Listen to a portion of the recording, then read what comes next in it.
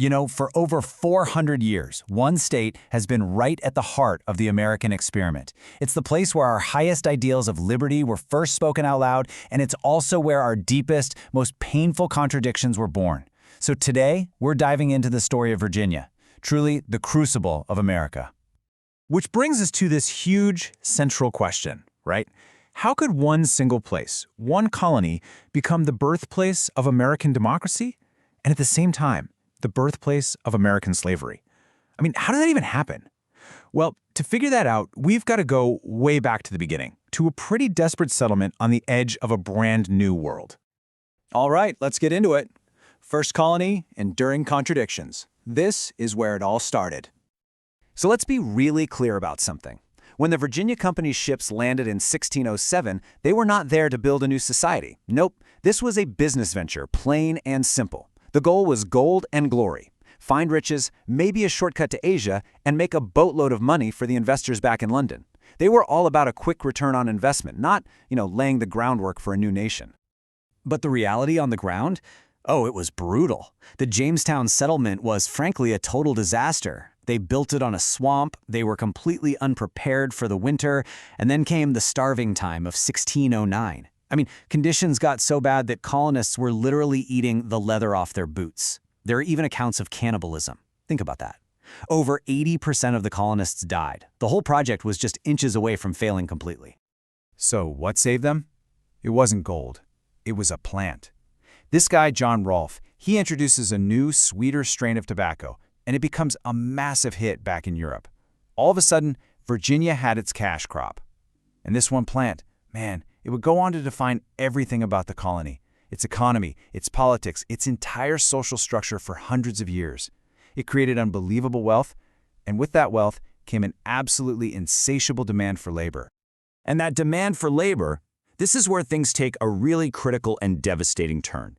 In 1662, Virginia passes a law, and this law made slavery a hereditary status passed down through the mother. Now, this was a huge and, frankly, radical legal change. It wasn't just about forced labor anymore. This created a permanent, inescapable racial caste system. It guaranteed a perpetual labor force for those tobacco fields and forever tied a person's African heritage to the status of being enslaved. This one law changed everything. Okay, so fast forward to the 18th century. That tobacco wealth has completely transformed Virginia. It is now the biggest, the richest, the most powerful of all the 13 colonies. And it's from this place that the architects of the American Republic will emerge. And this is where that central paradox of Virginia just smacks you in the face. On one hand, you have Virginians, we're talking Patrick Henry, Thomas Jefferson, George Washington, leading the call for liberty. 4 of the first 5 U.S. presidents, all from Virginia.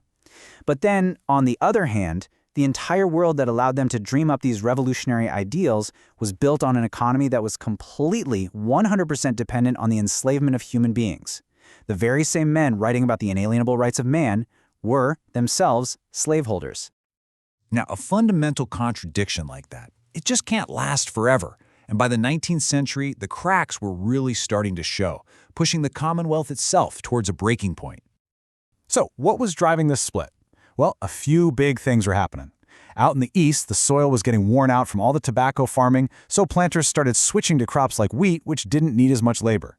At the same time, the western mountains were filling up with small, independent farmers who, for the most part, didn't enslave anyone. So you basically ended up with 2 very different Virginias, with this deep cultural and economic divide between them.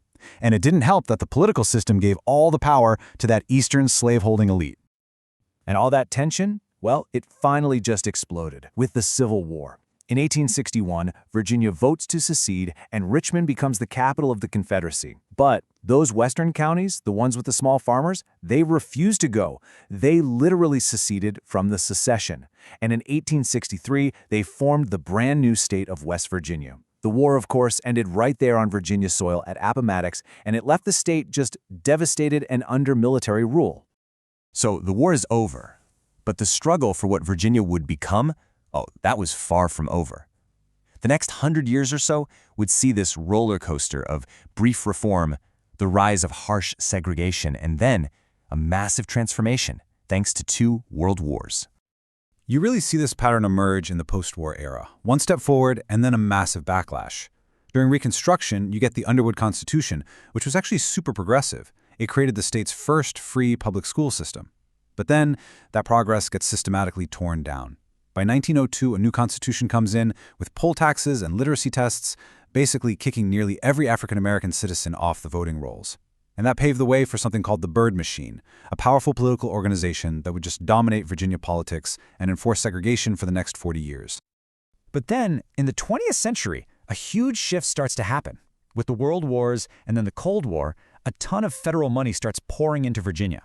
We're talking about the construction of the Pentagon in Arlington, the giant naval base in Norfolk, massive shipyards. All this federal investment just fundamentally changes the state's economy. It starts moving away from farming and towards industry and government jobs. And that economic transformation, it totally set the stage for the dramatic social upheavals of the mid-20th century. This is the birth of what people call the New Old Dominion. So when the Supreme Court's Brown v. Board of Education decision came down in 1954, ordering schools to desegregate, Virginia's political leadership, led by that same Byrd political machine, declared a policy of massive resistance. And what did that mean? Well, instead of integrating, they chose to shut down public schools entirely. In some counties, like Prince Edward County, they kept the schools closed for 5 years. 5 full years, leaving thousands of black children with no way to get an education. It's pretty shocking to think about. And yet, here's another one of those Virginia paradoxes for you. Even while the state's leaders are fighting tooth and nail against progress, Virginia becomes the battleground for some of the most important legal victories of the entire civil rights movement. Cases that started here ended segregation on interstate buses, and of course, the landmark Loving versus Virginia case, which struck down laws banning interracial marriage across the whole country. I mean, to really wrap your head around the scale of this transformation, think about this. In 1990, just a few decades after the state was shutting down schools to prevent integration, Virginia's own Douglas Wilder was sworn in as the first elected African-American governor in the entire history of the United States. Just an incredible historical moment. So what powers Virginia's economy today? Well, it's a world away from tobacco fields. Now it's all about the federal government and all the high-tech and defense industries that have grown up around it, especially up in Northern Virginia. This whole new economic engine has totally reshaped the state's population, its culture, and yeah, its politics too. So, after all that, 400 years of conflict and change, what are we left with? What is Virginia's enduring legacy? When you really boil it all down, Virginia's story is America's story. It's just written in bigger, bolder letters. It is a 400-year story about the constant tug-of-war between our highest ideals of freedom and the brutal reality of oppression. The same struggles that define Virginia, well, they're the same struggles that have defined the entire nation. And that really just leaves us with one big question, doesn't it? For 4 centuries, Virginia was the furnace where America's identity, with all its contradictions, was forged. So as it heads into its next 400 years, you just have to wonder, what's next? What will its future look like? Hey, if you enjoyed this deep dive into Virginia's history, we've got a whole lot more in our U.S. State Histories playlist, so be sure to check that out. And of course, don't forget to subscribe to Notebook Summaries so you don't miss our next explainer. Thanks so much for watching.